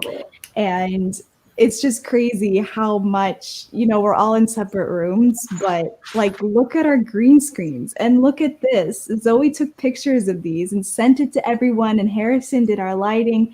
And it was just crazy to sit down and be like, wow, you thought of that?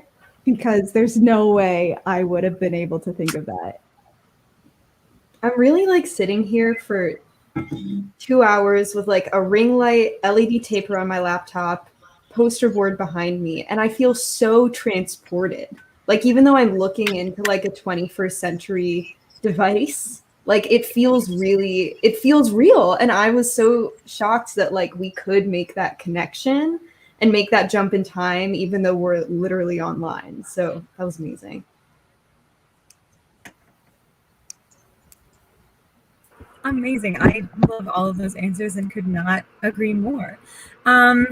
Something else that I'd love to talk to you guys about, in the description of the show that we put on Facebook and we're advertising to everybody, we talked about the themes of women's resilience and women's communal pain. And I was wondering, Palace, and then also our cast, if there are any particular moments in the show that you feel really highlight those themes. I think the whole funeral sequence through the ending is really important to me. We worked a lot with our wonderful music director, Sarah Geltz, in finding a way to integrate Hecuba from her like solo songs into this song with the chorus, where they become just like one group of women. And I think the way that they share that pain there is so beautiful. Another thing that comes to mind is Hecuba and Andromache, when they're like finishing each other's thoughts, like our city's destiny. I thought that is so beautiful, and our Emily's found such a great rhythm for it. Other people might have other things though. There's that one chorus line, I think Annie says it, of like, you teach me to know, like by like speaking about your troubles, you teach me to know my own, how deep they are. And the other one that really resonates with me is every time Talthybius tells the women, like, grieve nobly, like, hurry up, like, you know, like, take it, like, take the pain that you're being handed and like take it like with grace and with, you know, don't take your time. And every time Hecuba's like, no, I'm gonna take my goddamn time. You know, and like when he tells Andromache, like, don't pretend you're strong, I'm like ready to fight, man. But I really think that that's when I feel really connected to like all the other women on stage, because there's that we're all sort of like, oh, try me, bitch. Yeah, the Andromache scene like has a big sense of, and a lot of the play, like women seeing each other's pain, and where Andromache is like, do you see this? Where the rest of the world these women are in refuses to even acknowledge their pain. But them have these moments of connection where they can say, you know, you cry, my cry, and we're in the same boat. We can look at each other and recognize that and say, yes, this is a horrible situation, and I will validate that for you, even if I can't necessarily do anything about it. Is so powerful. It reminds me of like the whole Trojan War was started just because a woman left her husband, and like throughout like the whole war, the women really had no say in how the war went. And this play really highlights on kind of the result of that, and them having to deal with them losing the war, even though they never really wanted to be in the war. Like Hecuba says that so many times. Oh, real quick, I just remembered, like, just thinking about under so much of how the society works and like oppresses women, how it is defiance to like feel your feelings and to like validate yourself and love yourself and stand up for yourself. It's like an act of defiance to do that. Yeah. I would say with Helen, I am like so impressed that like all these people want her dead. This man wants her dead, and she's still hanging like her performance in a sort like on love and on like the marriage she had and what they had, and her invoking like Aphrodite into that, I think only enhances her argument that like love is the most powerful part of it. And I think, yeah, it's really moving and shows her resilience in such a way that like I think like let her survive through all this time, was thinking that you could come back to love. So Thank you all for those answers. Those were wonderful. Next, I would love to know, I know that that the show centers so much on women, and that I've been focusing my questions around the women in the show, but something that I found really interesting, Palace, that you chose to do was cast one person as all the men in the show. Props to you, McGuire, for taking on those costume changes. The Poseidon costume change was particularly impressive. And I would love to know, Palace, what your thought process was about making that decision. And McGuire, if you have any thoughts on kind of that experience and how you think that those men relate to each other. I'd love to hear a little bit about that, because I think that dynamic is also so interesting in the show. Yeah, the decision to cast one person as all the men was sort of three-pronged. The first was when Aurelia and I were originally planning, we were still hoping for an in-person process. So we wanted to limit the size of the cast as much as possible. Which is also why we cast Athena and the chorus as like one person, so that we could have a distinct person be Athena and still have a decently sized chorus. Second was Poseidon and Menelaus both do not have that much time on stage, so it felt almost wasteful of an actor's time to like cast him for this one monologue at the beginning and this one monologue at the end, have a different person. And then the third thing that we were thinking about was all these like structures of men's power, of patriarchy that the women are suffering under look different, but it's ultimately the same thing that they're all suffering under. They're all suffering under men telling them what to do and not considering their feelings.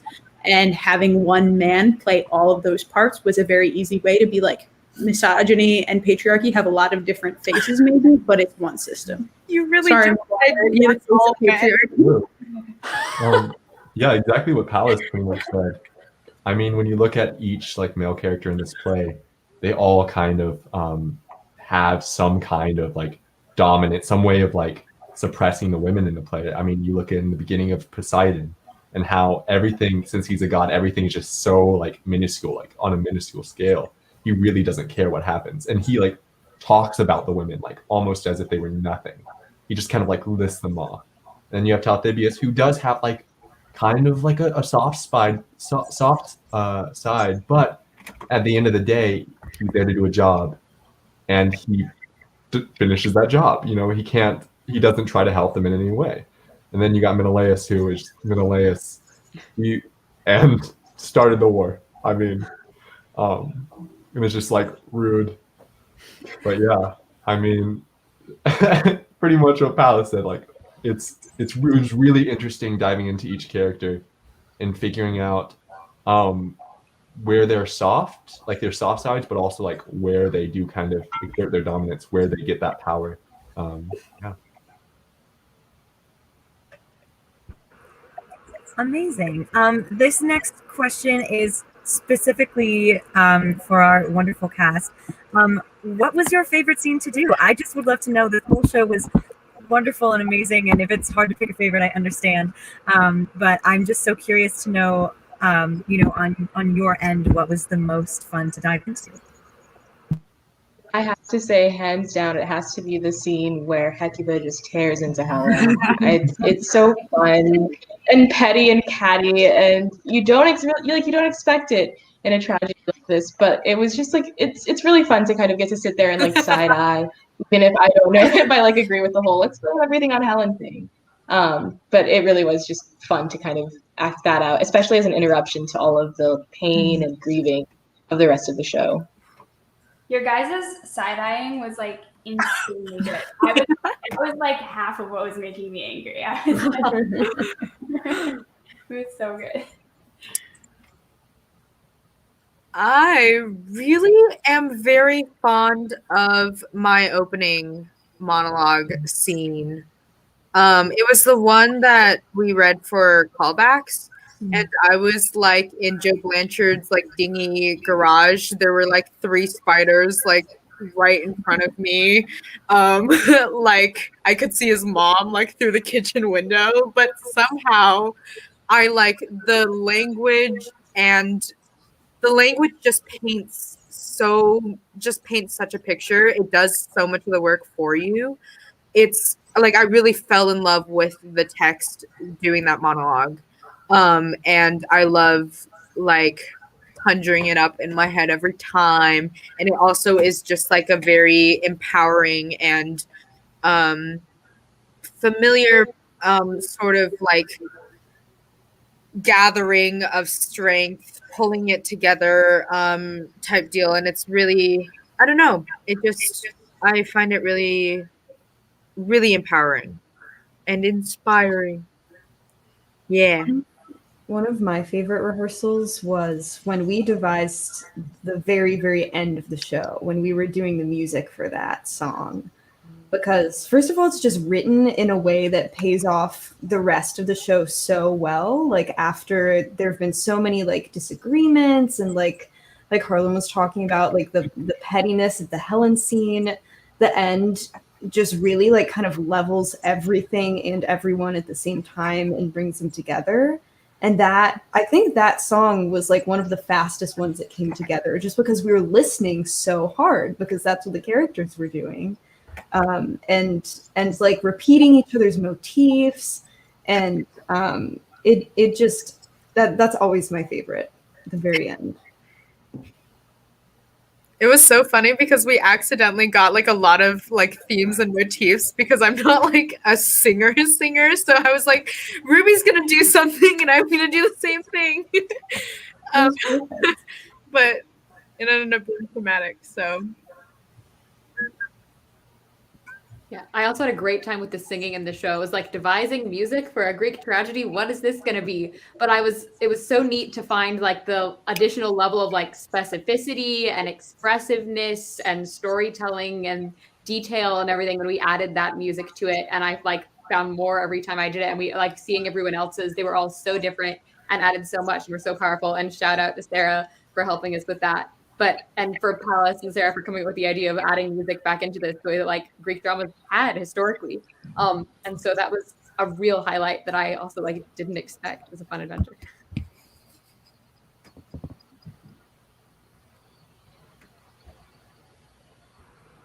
Beautiful. That is all of the questions that I have for you guys.